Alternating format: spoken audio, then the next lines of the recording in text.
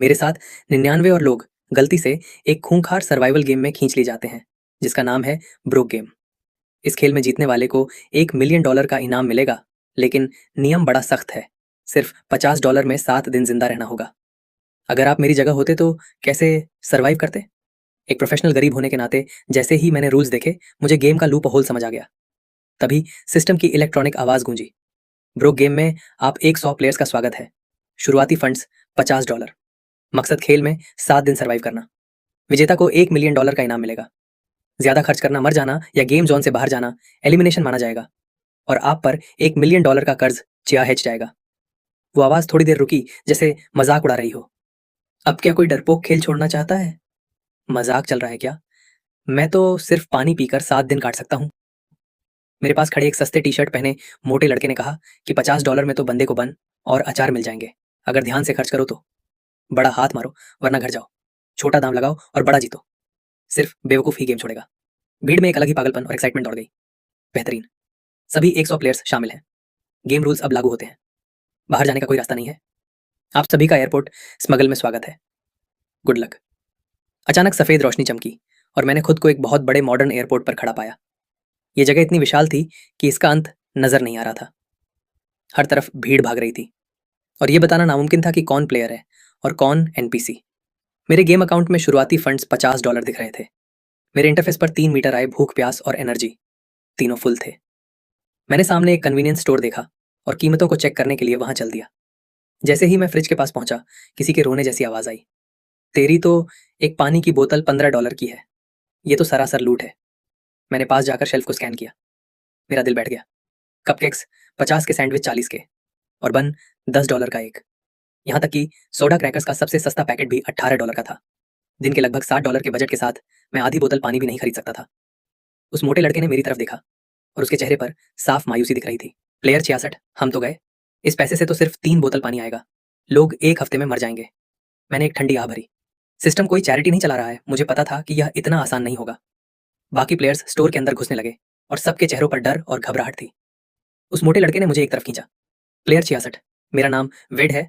Player 44, चलो team बना लेते हैं। अगर कोई तुम्हें परेशान करेगा तो मैं देख लूंगा। उसने हवा में कुछ मार्शल आर्ट्स मूव्स दिखाए और वो अपनी कदकाठी के हिसाब से काफी फुर्तीला था। पर जब तक मैं गेम के रूल्स अच्छी तरह समझ नहीं लेता, मैं किसी के साथ टीम नहीं बनाना चाहता था। मैंने शालीनता से मना किया और अकेले ही स्टोर से बाहर निकल गया। पहली प्रायोरिटी है मुफ्त का पानी ढूंढना।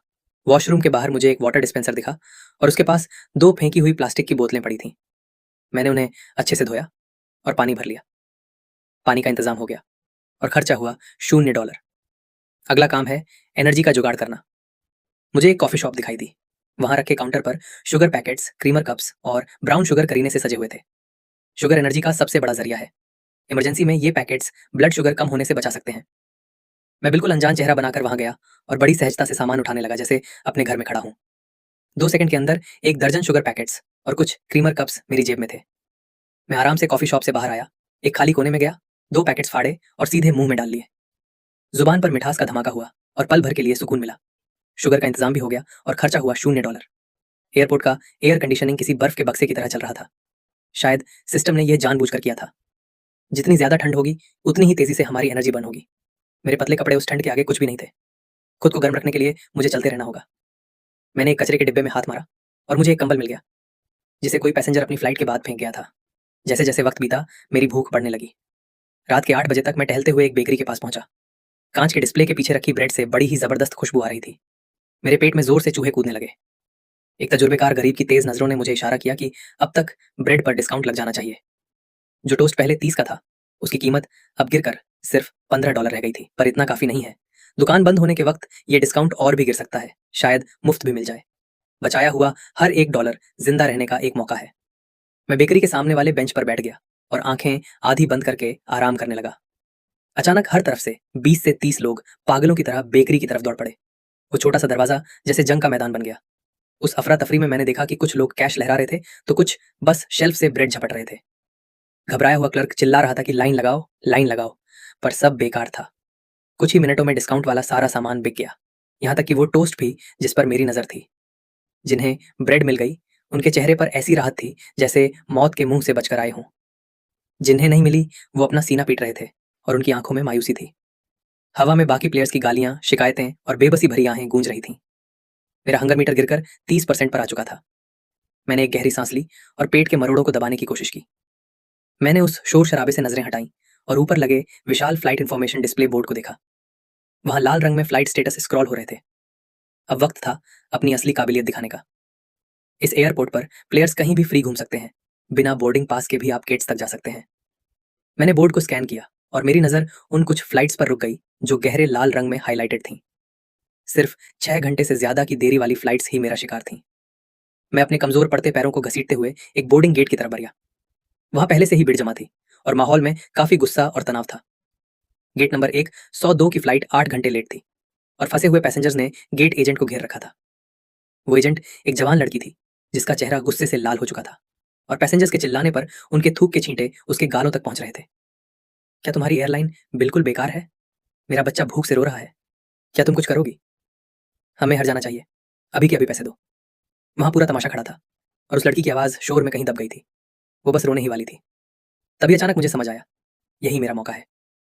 मैंने अपनी पूरी ताकत लगाई और भीड़ को चीरते हुए सीधा उस एजेंट के सामने जाकर खड़ा हो गया। शांत हो जाइए, मैं अपनी पूरी ताकत से दहाड़ा। भीड़ अचानक शांत हो गई। सब मेरे इस चिल्लाने से दंग थे। मैंने उस माँ की तरफ इशारा किया जिसका बच्चा बिलख रहा था और हर पैसेंजर को सुनाते हुए चिल्लाया कि देखो, इस बच्चे को रोते हुए देखो। क्या यहाँ चिल्लाने से प्लेन उड़ने लगेगा? एयरलाइन की गलती है और उन्हें जिम्मेदारी लेनी होगी। लेकिन हमें इस वक्त सबसे ज्यादा किस चीज की जरूरत है? खाना, आराम करने की जगह और इतनी ताकत कि हम आखिर तक इनसे लड़ सकें। मैं उस टूटी हुई एजेंट की तरफ मुड़ा और तेजी से बोला कि लोग अपना आपा खो रहे हैं। सबसे जरूरी है इन्हें शांत करना। अभी के अभी मील वाउचर्स और होटल वाउचर्स बांटना शुरू करो। सबको खाना खिलाओ और सेटल करो, वरना ये बात बहुत बढ़ जाएगी। क्या तुम ये संभाल सकती हो? मैंने उसे बार बार कहा कि मैं ये वाउचर्स बांट सकता हूँ। वो एजेंट रोते हुए बोली कि वो लोग वाउचर्स नहीं लेना चाहते। सबको लाइन में लगकर अपना बोर्डिंग पास दिखाना होगा, तभी ये मिलेंगे। ऐसे वक्त में तुम प्रोसीजर की बात कर रही हो। मैंने उसे बीच में ही टोक दिया और उस माँ की तरफ इशारा किया। देखो, ये माँ कितनी थक चुकी है।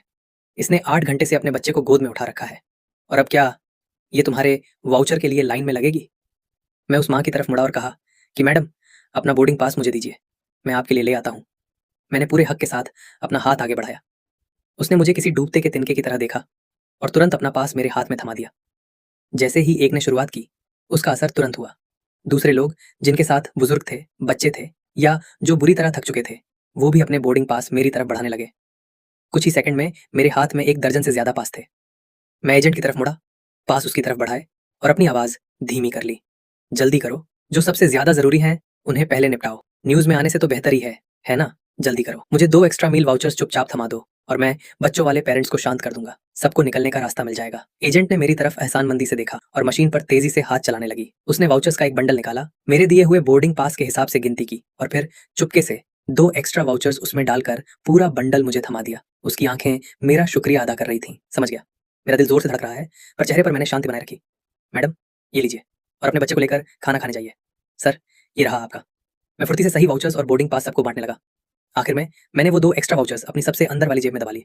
मैं भीड़ की तरफ चिल्लाया कि जाइए और अपने वाउचर्स लीजिए, खाना खाइए, आराम करिए और अपनी ताकत बचाइए। इनसे हिसाब हम बाद में चुकता करेंगे। जैसे ही सबका ध्यान वाउचर्स की तरफ गया, मैं एक मछली की तरह वहां से फिसला और टर्मिनल की गलियों में ओझल हो गया।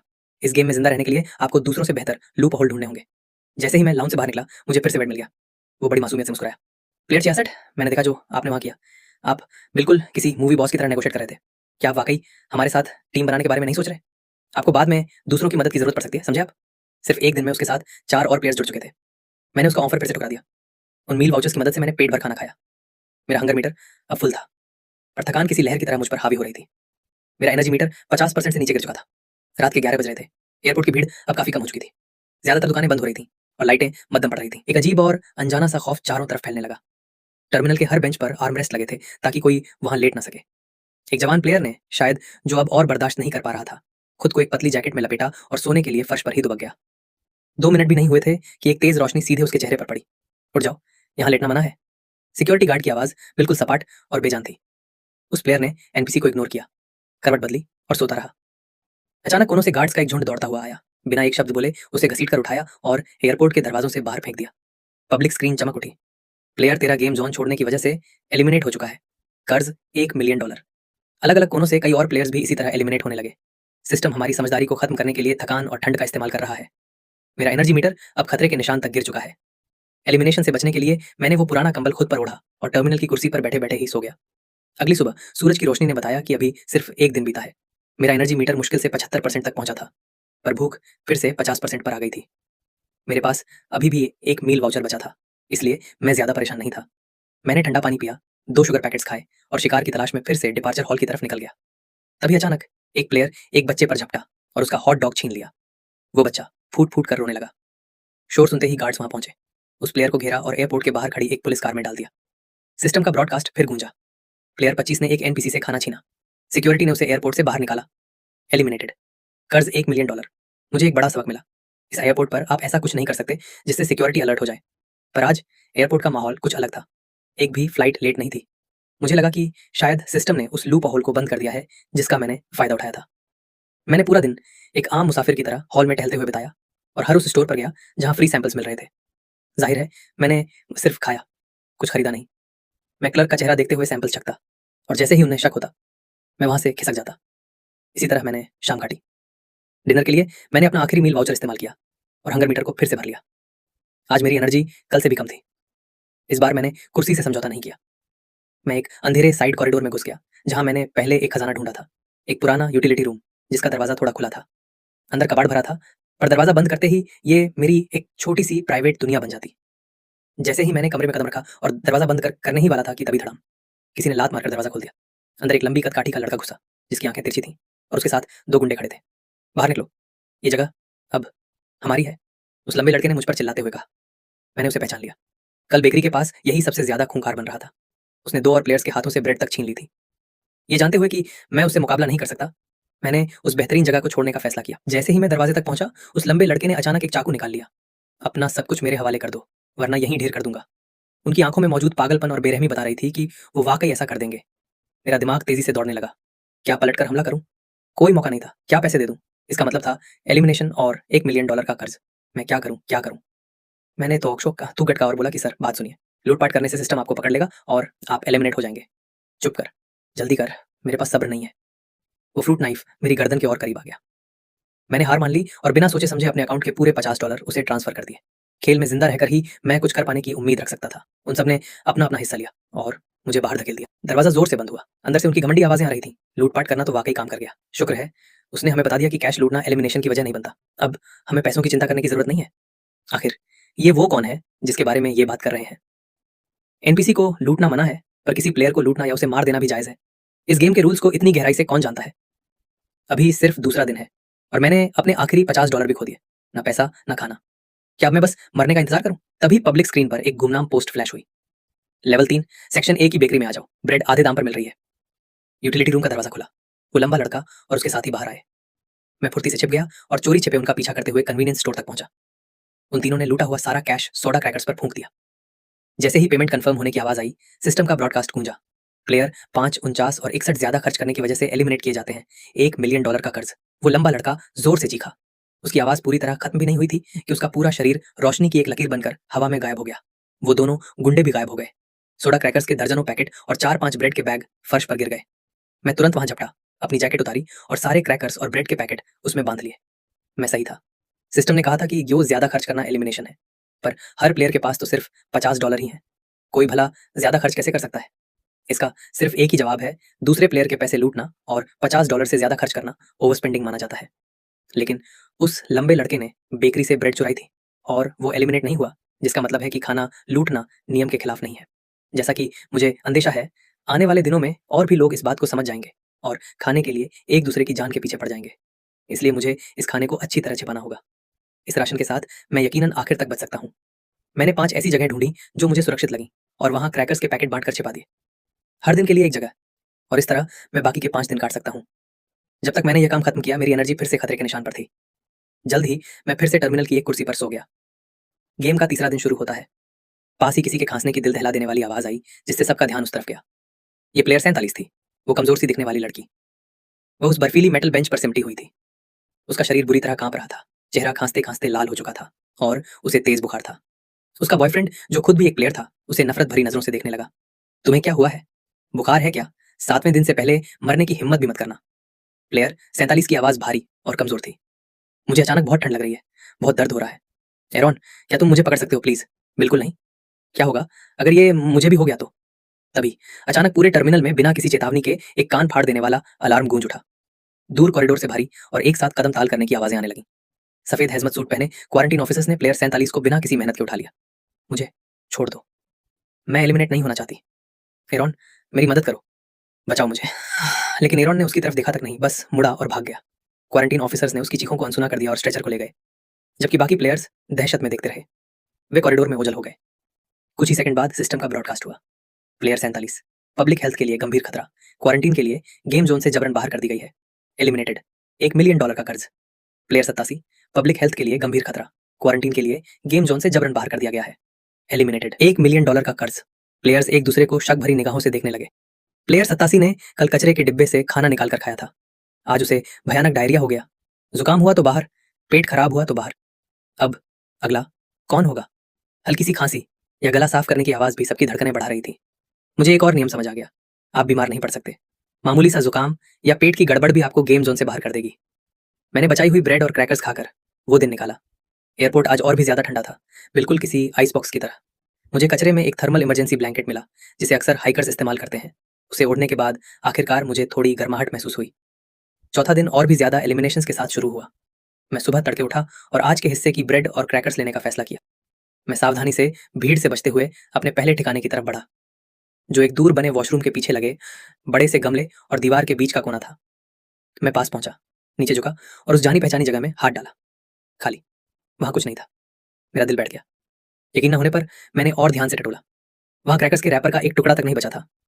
मैंने वक्त बर्बाद नहीं किया और अगले ठिकाने की तरफ भागा। वहां भी कुछ नहीं। चारों ठिकाने पूरी तरह साफ हो चुके थे। दर्जनों बैग्स जिनसे मेरी जीत पक्की थी, वो रातों रात बिना किसी सुराग के गायब हो गए। मेरी जीती हुई बाजी पूरी तरह पलट चुकी थी। एक ही रात में हर ठिकाने को ढूंढ लेना और उन्हें चुपचाप खाली कर देना, कोई आम प्लेयर ऐसा नहीं कर सकता। आखिर कौन मुझ पर हर वक्त नजर रख रहा था? मेरी हिम्मत बिल्कुल टूट गई। मैं फिर से बेशर्मों की तरह फ्री सैंपल्स ढूंढने लगा, पर अब और भी प्लेयर्स यही कर रहे थे।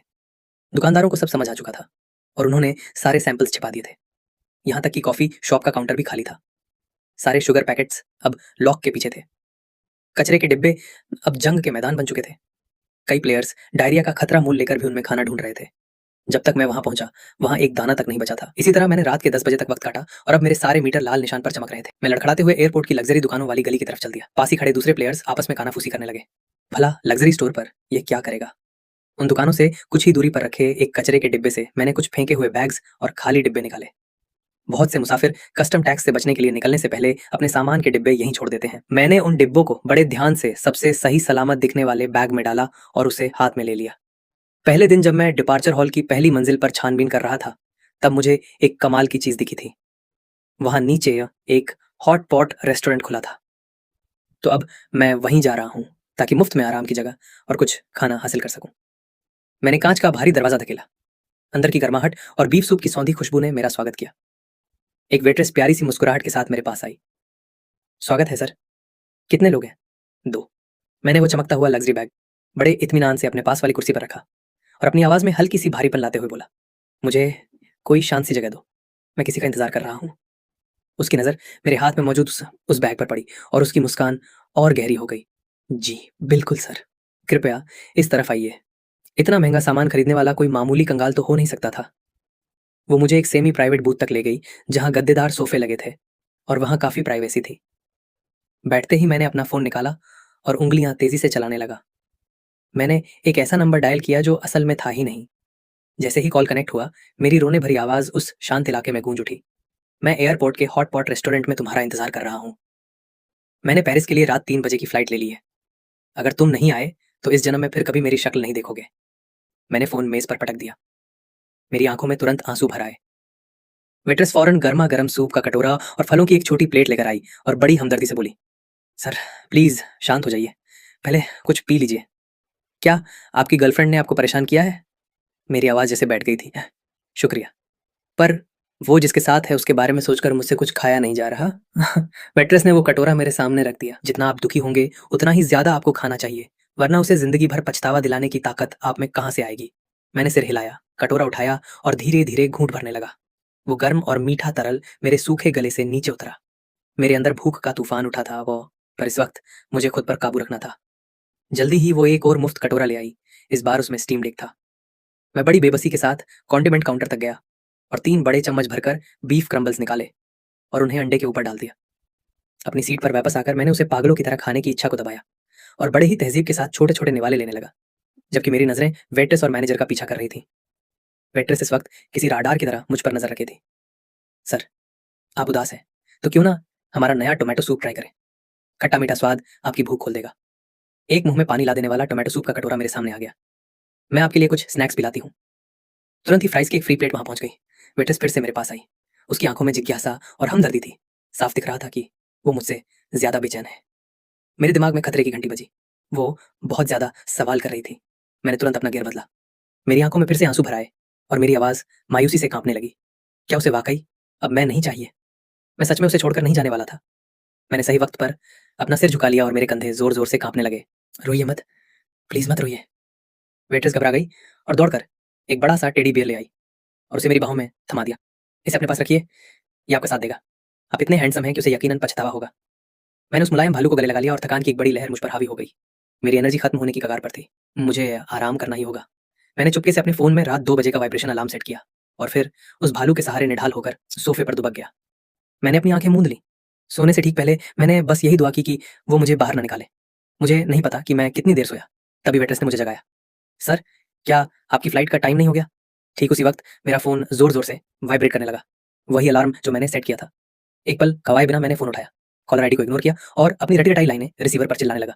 मैंने 4 घंटे तक हॉटपॉट वाली जगह पर तुम्हारा इंतजार किया। तुम अभी भी नहीं आओगी। क्या वो आदमी वाकई इतना जरूरी है? मैं जा रहा हूँ, मैं सच में जा रहा हूँ। क्या तुम मुझसे एक बार भी मिलने नहीं आओगी? मैंने फोन काट दिया और अपना चेहरा टेडी बियर में छिपा लिया। मेरे कंधे अभी भी कांप रहे थे। देखने वाले को यही लग रहा था कि मैं चुपचाप रो रहा हूँ। मैनेजर थोड़ी देर रुका, अपना सिर हिलाया और आगे बढ़ गया। वेट्रेस ने बड़ी समझदारी दिखाते हुए मुझे एक कंबल लाकर दिया। पप्पू। मैं पूरी रात उस बड़े सोफे पर सोता रहा।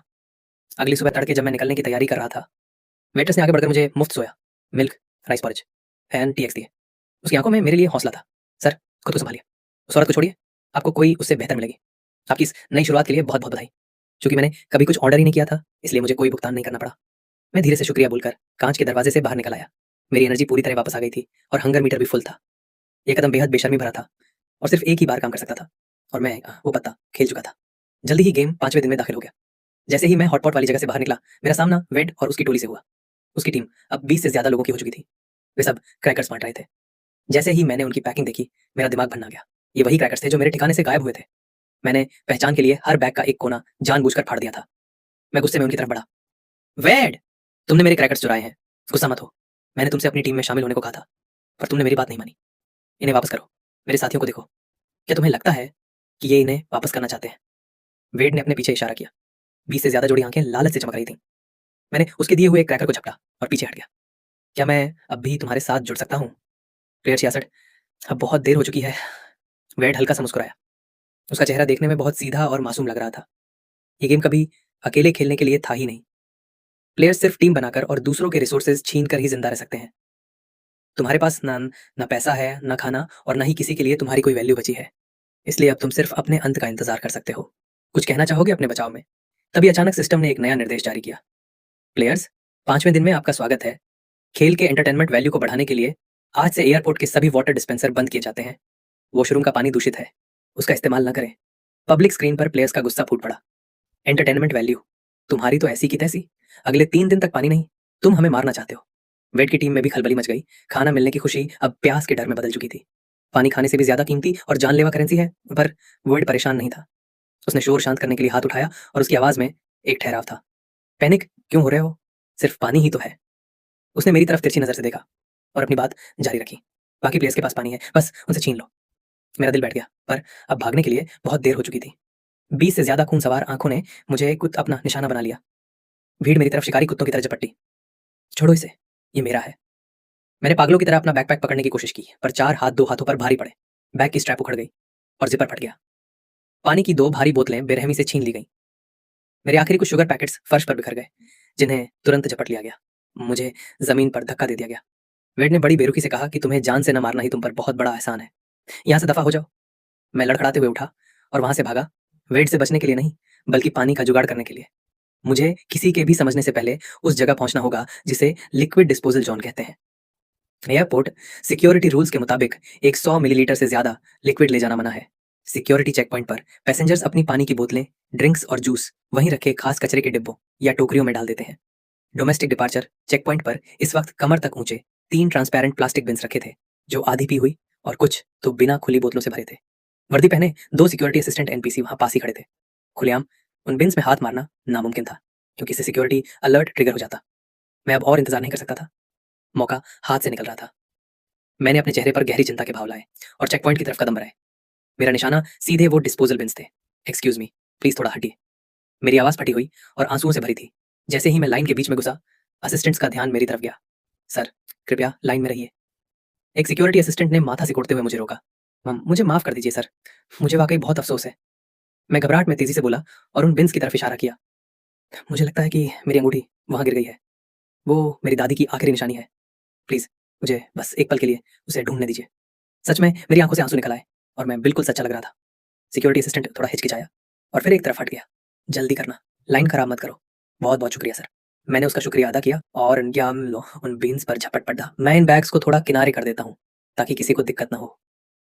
मैंने चुपचाप कचरे के 3 बड़े बैग्स बाहर निकाले और ऐसी जगह ले गया जहां से सिक्योरिटी असिस्टेंट मुझे देख ना सके। तेरी तो इतना सारा पानी यकीनन मेरे 3 दिन निकाल देगा। मैंने जल्दी से एक बैग खाली किया, उसे बिना खुली बोतलों से भरा और फुर्ती से चेक पॉइंट से दूर निकल गया। मेरा दिल ऐसे धड़क रहा था जैसे अभी फट जाएगा। मैंने वहां रुकने की हिम्मत नहीं की और पास के एक शांत वॉशरूम में घुसकर दरवाजा अंदर से लॉक कर लिया। मैं किसी भी कीमत पर दूसरे प्लेयर्स को यह पता नहीं चलने दे सकता था कि मेरे पास इतना पानी है। मैं टॉयलेट पर चढ़ा, छत की टाइल हटाई और पानी का कुछ हिस्सा वहां छिपा दिया। वॉशरूम से निकलकर मैंने कुछ और खाली जगह ढूंढी और बाकी बोतलें भी ठिकाने लगा दी।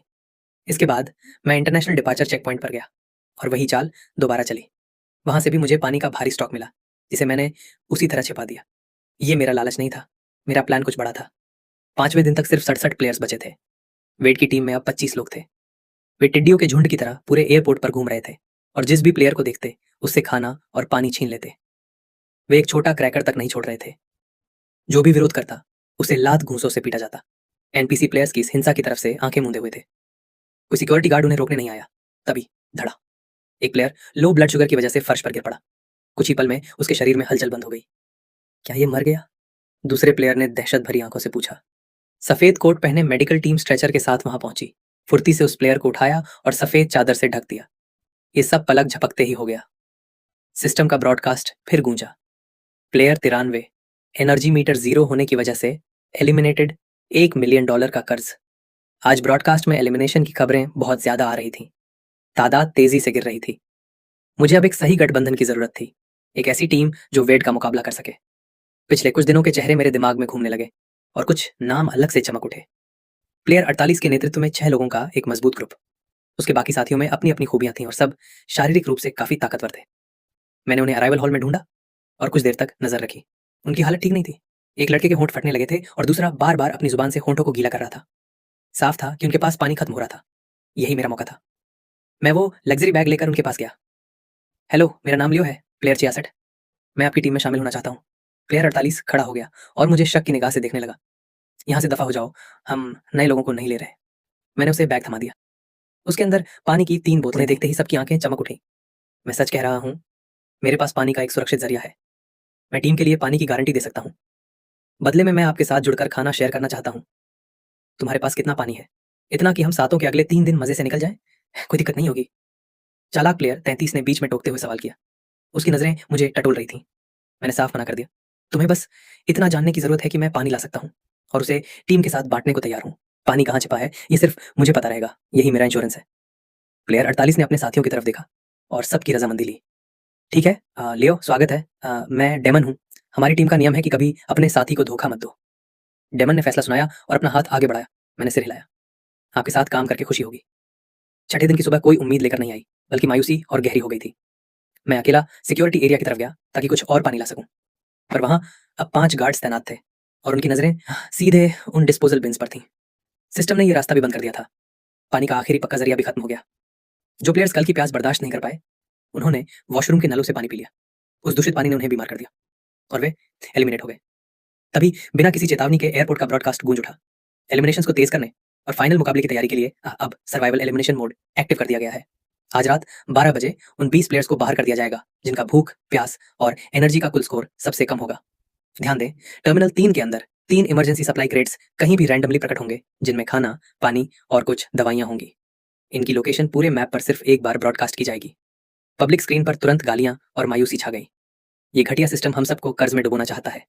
हमारा इस्तेमाल किया गया है। पहले पानी काटा और अब हमें एक दूसरे के खिलाफ खड़ा कर दिया। कितना शातिर है। सब शांत हो जाओ। टर्मिनल 3 जाना खुदकुशी जैसा है। हमारी टीम में भी घबराहट फैल गई। वेड के पास सबसे ज्यादा लोग थे, इसीलिए उसके क्रेट झपटने के चांस सबसे ज्यादा थे। अब सिर्फ 45 प्लेयर्स बचे थे और अकेले वेड के पास उनमें से 25 थे।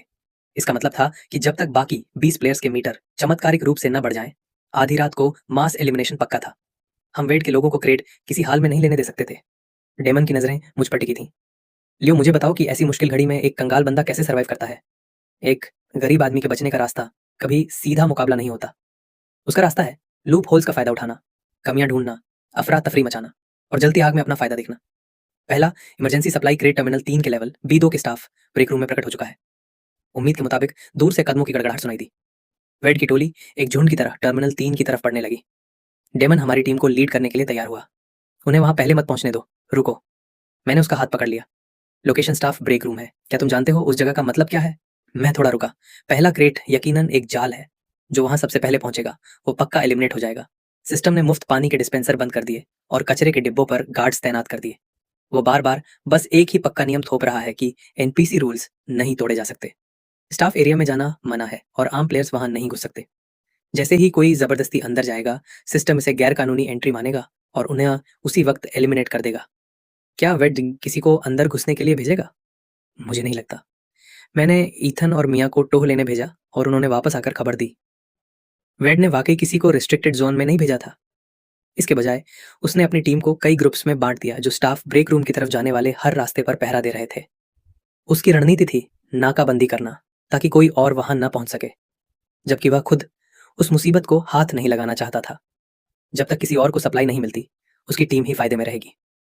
कुछ अकेले घूमने वाले प्लेयर्स बहुत हताश और पागल दिख रहे थे। उनके मीटर्स यकीनन सबसे नीचे होंगे और आज रात उनका एलिमिनेशन पक्का था। ऐसे लोगों का इस्तेमाल करना सबसे आसान होता है। मैं एक खंभे के पीछे छिपा और अपनी टीम से धीरे से फुसफुसाया कि स्टाफ ब्रेक रूम का की कार्ड वहीं बगल में लगे फायर सेफ्टी कैबिनेट के अंदर है। क्या तुम सच कह रहे हो? क्या सिस्टम ने उसे वहीं छोड़ दिया है? आवाज कम करो। वेट के लोग दरवाजे पर पहरा दे रहे हैं। हम की कार्ड झपटने के लिए सही मौके का इंतजार करेंगे। खंबे के सामने खड़े एक अकेले प्लेयर ने यह सब सुन लिया। उसका चेहरा ऐसे चमक उठा जैसे उसे नई जिंदगी मिल गई हो और वो पागलों की तरह फायर कैबिनेट की तरफ लपका। उसे रोको, वेड ने ऑर्डर दिया, पर अब बहुत देर हो चुकी थी। उस प्लेयर ने कैबिनेट का कांच का दरवाजा झटके से खोल दिया। अंदर कोई की कार्ड नहीं था। उसने अलार्म ट्रिगर कर दिया था। एक कान फाड़ देने वाला फायर अलार्म पूरे लेवल B2 में गूंज उठा। ठीक उसी वक्त दंगा रोकने वाले कांटेदार औजार लिए 6 हथियारबंद गार्ड्स आसमान से उतरे सैनिकों की तरह वहां पहुंच गए। वहां अफरा तफरी मच गई। गार्ड्स को इस बात से कोई फर्क नहीं पड़ा कि कैबिनेट किसने खोला था। वेड की पूरी टोली और उस प्लेयर को गार्ड्स ने दबोच लिया और घसीटते हुए बाहर ले गए। एक के बाद एक एलिमिनेशन के ब्रॉडकास्ट होने लगे। वेड ने पलक झपकते ही अपने 5 लोग खो दिए। उसकी टीम अब सिर्फ 20 लोगों की रह गई थी। वो क्रेट वहीं पड़ा रहा और उन्हें कुछ भी नहीं मिला। ठीक उसी वक्त दूसरे क्रेट का लॉक खुला। दूसरा इमरजेंसी सप्लाई क्रेट टर्मिनल 3 के लेवल L3 पर वीआईपी लाउंज के एंट्रेंस पर प्रकट हो चुका है। वीआईपी लाउंज के गेट पर आमतौर पर एक खास कंसियस डेस्क और स्टाफ होता है। वहां का माहौल काफी हाई क्लास होता है और सिक्योरिटी भी बहुत कड़ी होती है। हम दूर से ही नजर रख रहे थे। L3 वीआईपी एरिया की तरफ जाने वाले एलिवेटर पर वेड के लोगों ने पहले ही कब्जा जमा लिया था। लाउंज की कॉफी टेबल पर वो चांदी का क्रेट साफ चमक रहा था। अब हम क्या करें? इस बार तो हम करीब भी नहीं जा सकते, मिया ने घबराहट में पूछा। मैंने अपना फोन मिया की तरफ बढ़ाया। इसे लॉस्ट एंड फाउंड काउंटर पर ले जाओ। मिया हैरान रह गई। तुम अपना सामान वहां जमा करने को क्यों कह रहे हो? बस जाओ, जल्दी करो, मैंने उसे जोर देते हुए भेजा।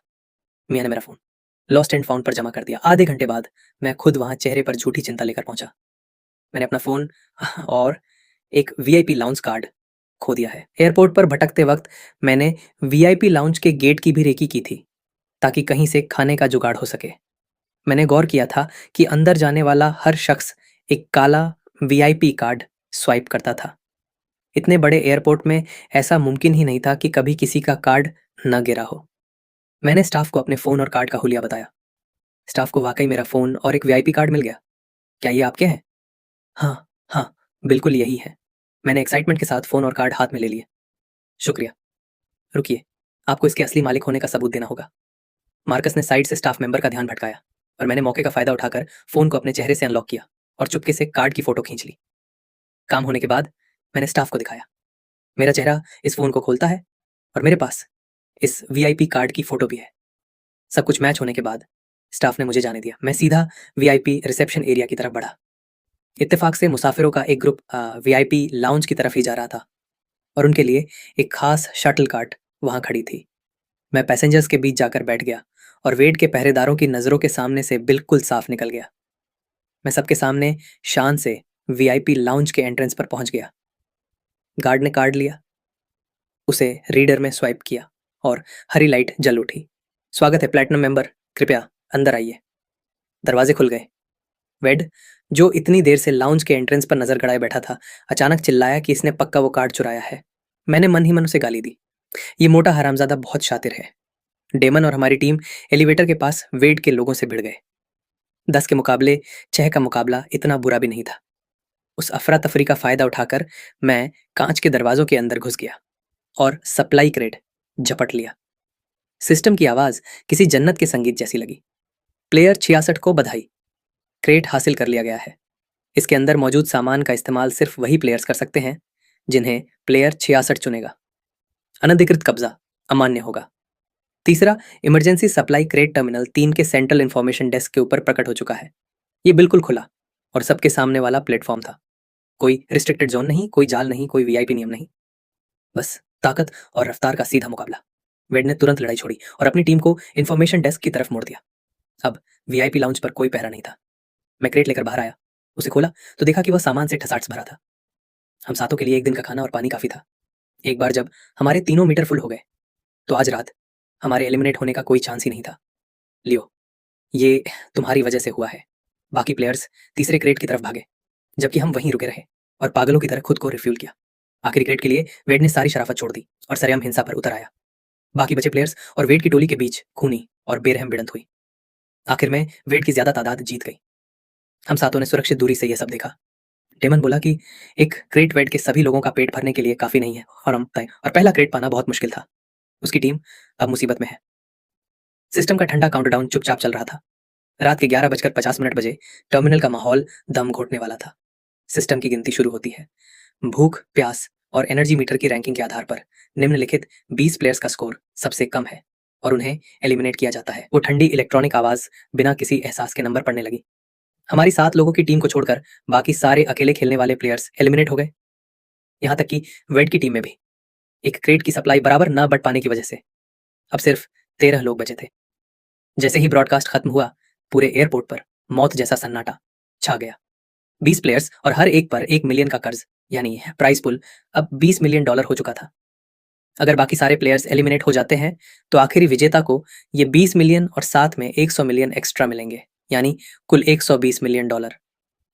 इतनी बड़ी रकम किसी को भी पागल करने के लिए काफी थी। वेड दूर से हमें घूर रहा था और उसकी आंखों में खून सवार था।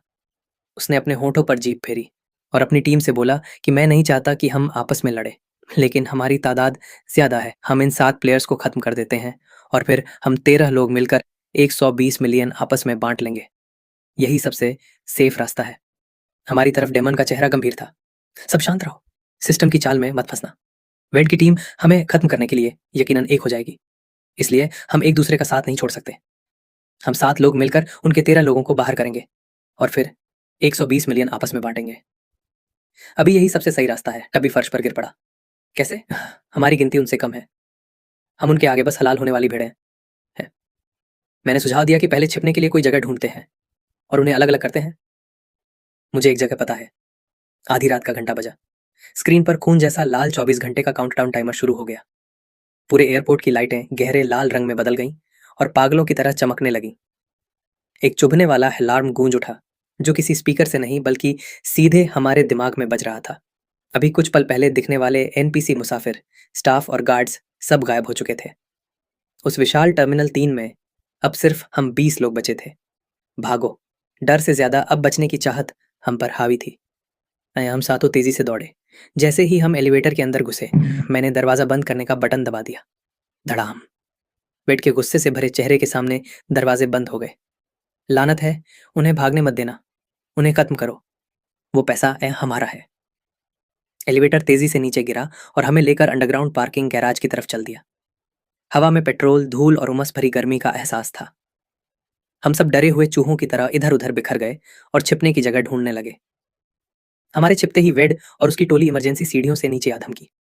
उस विशाल गैराज में अब 20 प्लेयर्स इधर उधर छिपे थे। जब तक मैं वक्त काट सकता था, मेरे जिंदा बचने की उम्मीद कायम थी। मैं किसी ठंडे पत्थर की तरह अपनी सांसें रोककर जमीन से सटा रहा और कार के नीचे के बारीक गैप से बाहर देखने लगा। लाल लाइटें पागलों की तरह चमक रही थी। प्लेयर 9 किसी दूसरे प्लेयर के हाथों मारा गया। 1 मिलियन मारने वाले के अकाउंट में ट्रांसफर। कौन? आखिर उसे किसने मारा? क्या हमारी टीम का कोई था? तभी लड़ने भिड़ने की आवाजें आईं और उसके बाद टब्बी की दर्दनाक चीख गूंजी। कुछ ही पलों में उसके एलिमिनेट होने का अनाउंसमेंट हो गया। पूरे गैराज में प्लेयर्स बिखरे हुए थे और रह रहकर चीखें सुनाई दे रही थी। ब्रॉडकास्ट एक के बाद एक एलिमिनेशन की खबरें सुना रहा था। प्लेयर 21 अपने ही साथी के हाथों एलिमिनेट। अफरा तफरी और बढ़ गई। सबके मन में शक जहर की तरह फैल गया और भरोसा पूरी तरह टूट चुका था। तभी एक गुमनाम ब्रॉडकास्ट फिर हुआ। अब वेड को मारो, वो पिछले गेम का चैंपियन है। उसका प्राइस पुल $200 मिलियन है। उसे खत्म करो और 200 मिलियन आपस में बांट लो। इस मैसेज ने गैराज में धमाका कर दिया। क्या वेड पिछला चैंपियन है? तभी ये इतना ताकतवर बन रहा था। लानत है, हमारा इस्तेमाल किया गया। वेड ने हड़बड़ाते हुए सफाई दी कि इस गुमनाम बकवास पर यकीन मत करो। मैं भी तुम्हारी तरह ही हूं। ये मेरा भी पहला गेम है। पर अब उस पर कोई यकीन करने को तैयार नहीं था। 200 मिलियन के सामने सबकी समझदारी पल भर में ढह गई। इसे खत्म करो, तभी पता चलेगा कि 200 मिलियन है या नहीं। मारो इसे, मारो इसे। फिर से जंग छिड़ गई। इस बार सबकी आंखें खून की तरह लाल थीं और वे उस जादुई 200 मिलियन के लिए आज जानवरों की तरह लड़ रहे थे। मैंने इस हंगामे का फायदा उठाया। एक एसयूवी ढूंढी जिसका दरवाजा खुला था और चुपके से उसकी डिग्गी में घुस गया। उस अंधेरी जगह में मैं खुद को समेटकर दुबक गया और डिग्गी की दरार से बाहर की चीखें और सिस्टम ब्रॉडकास्ट सुनने लगा। मिनट बीतते गए। बाहर की आवाजें धीरे धीरे कम होने लगीं और एक वक्त ऐसा आया जब पूरे गैराज में सन्नाटा छा गया। मैंने सावधानी से उस दरार से बाहर झांका। वहां चारों तरफ सिर्फ तबाही के निशान बिखरे थे। तभी एक जानी पहचानी आवाज गूंजी। लियो, लियो, तुम कहाँ हो? ये डेमन की आवाज थी। मैंने वेड को पकड़ लिया है, बाहर आओ, हम मिलकर इसे खत्म करेंगे और 200 मिलियन आपस में बांट लेंगे। उस दरार से मैंने देखा कि डीमन ने वेड को रस्सियों से बुरी तरह जकड़ रखा था। मैंने अपनी सांसें रोक ली। जवाब देने की हिम्मत नहीं हुई। डीमन मेरी कार के बिल्कुल पास से गुजरा। मैंने राहत की एक हल्की सांस छोड़ी ही थी कि अगली ही पल डिग्गी का दरवाजा झटके से खुला और अंदर सुर्ख लाल रोशनी भर गई। तो तुम यहां छिपे हो? तुमने मुझे बहुत ढूंढवाया। लुका छिपी का खेल खत्म हुआ प्लेयर छाछट। डीमन की आवाज में घिनौना मजाक था और मेरे दिल को बर्फीले डर ने जकड़ लिया। डीमन ने मुझे मजबूती से पकड़ा और डिग्गी से बाहर घसीटा। तो तुम दोनों शुरू से ही मिले हुए थे। वो तथाकथित मैनहंट, वो टीमों की दुश्मनी, सब एक फिक्स्ड ड्रामा था। पूरा मकसद नियमों का इस्तेमाल करना और दूसरों से गंदा काम करवाना था ताकि रास्ते के हर प्लेयर को हटाया जा सके और आखिर में सिर्फ तुम दोनों बचो और सब कुछ आपस में बांट लो। तुम इस गेम के नियमों को रग रग से जानते हो। तुमने गुमनाम मैसेज भेजकर प्लेयर्स को एक दूसरे को लूटने और ओवरस्पेंड करने के लिए उकसाया। फिर तुमने उसका फायदा उठाया। तुम्हें पता था कि आखिरी दिन कत्लेआम होगा, इसलिए वेड ने शुरू से ही एक टीम बनाना शुरू किया, जबकि डीमन ने जानबूझकर खुद को वेड के दुश्मन के तौर पर पेश किया। इस तरह आखिरी दिन दोनों टीमें एक दूसरे को काट डालेंगी और तुम दोनों का फायदा होगा। डीमन की चेहरे पर एक कुटिल मुस्कान थी। लियो, तुम वाकई बहुत तेज हो। पिछले कुछ दिनों में तुम्हारी मदद के लिए शुक्रिया। तभी वेड ने अपना आपा खो दिया और दहाड़ा। डीमन, अब मुझे खोल भी दो। इस पर वक्त क्यों बर्बाद कर रहे हो? इसे खत्म करो और अपना रास्ता नापो। डीमन ने वेड की तरफ एक ठंडी निगाह डाली। तुम्हें आजाद करूं? मजाक कर रहे हो। 100 मिलियन को 2 हिस्सों में बांटने से बेहतर है कि मैं अकेला सब रख लूं। और वैसे भी पिछले राउंड में तुमने 200 मिलियन जुटाए थे, तो वो भी अब मेरे होने चाहिए। एक ही बार में उसने वेड को एलिमिनेट कर दिया। फिर डीमन ने तंज कसा। तुम्हें बताना भूल गया, वो आखिरी गुमनाम मैसेज मैंने ही भेजा था। सिस्टम का ब्रॉडकास्ट हुआ। Player 44 eliminated. Bonus reveal, player 44 पिछला चैंपियन था जिसकी कुल जीत $200 मिलियन थी, जो अब शिकारी के अकाउंट में ट्रांसफर कर दी गई है। डेमन अपनी जीत पर गर्व कर रहा था। तभी मैंने अचानक इंडस्ट्रियल स्ट्रेंथ वाला हेयर स्प्रे सीधा डेमन के चेहरे पर स्प्रे कर दिया। एक गाढ़ा चिपचिपा बादल सीधे उसकी आंखों पर जाकर लगा। डेमन दर्द से कराह उठा और अपना चेहरा पकड़कर पीछे की ओर लड़खड़ा गया। मैं घुटनों के बल रेंगते हुए ड्राइवर की सीट की ओर भागा। जब मैं छिपा हुआ था तब मैंने ये पक्का कर लिया था कि इस कार की न सिर्फ डिग्गी खुली है बल्कि ड्राइवर का दरवाजा भी खुला है और चाबी इग्निशन में ही लगी है। प्लेयर 66 डेमन दहाड़ा। मैं तुझे जिंदा नहीं छोड़ूंगा। दर्द को नजरअंदाज करते हुए वो एक घायल शेर की तरह मुझ पर झपटा। उसका खंजर मेरे सिर को छूते हुए ड्राइवर की लेदर सीट में जा धंसा। मेरी उंगलियों ने ठंडी चाबी पकड़ी और उसे जोर से घुमाया। वूम, इंजन करज उठा। मैंने उसी वक्त गियर डाला और अपना दायां पैर पूरी ताकत से एक्सीलरेटर पर जमा दिया। डेमन को बिल्कुल उम्मीद नहीं थी कि यह कार अचानक चल पड़ेगी।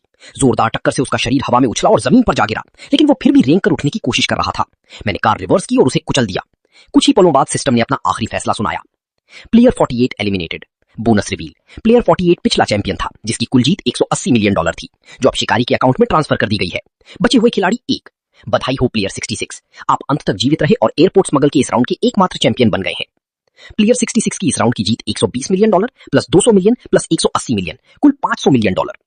मैं बड़ी मुश्किल से ड्राइवर की सीट से बाहर निकला, धूल और तेल में लथपथ। कोई खुशी नहीं थी, बस हड्डियों तक महसूस होने वाली थकान और एक जीवित बचे हुए इंसान का सुन्नपन था। लाल लाइटें धीरे धीरे मध्यम हो गईं, अलार्म शांत हो गए, सफेद रोशनी की एक चमक हुई और मैं वापस उसी शून्य में पहुंच गया जहां से खेल शुरू हुआ था। सिस्टम ने मेरे कान में फुसफुसाया, अब तुम्हारे पास $500 मिलियन हैं, मजे से जियो, लेकिन नियमों के मुताबिक चैंपियंस को खेल छोड़ने की अनुमति नहीं है। अगर छोड़ते हो तो तुम पर $500 मिलियन का कर्ज होगा। सफेद रोशनी धीरे धीरे गायब हुई। मेरे चारों ओर लोग खड़े थे जिनकी आंखें फटी हुई थी और वे सदमे और उलझन में माहौल को देख रही थी। सिस्टम की आवाज गूंजी, कंगालों की खेल ब्रो गेम में आप 100 खिलाड़ियों का स्वागत है। शुरुआती रकम $50, लक्ष्य 7 दिन जीवित रहना, विजेता को $1 मिलियन का इनाम मिलेगा।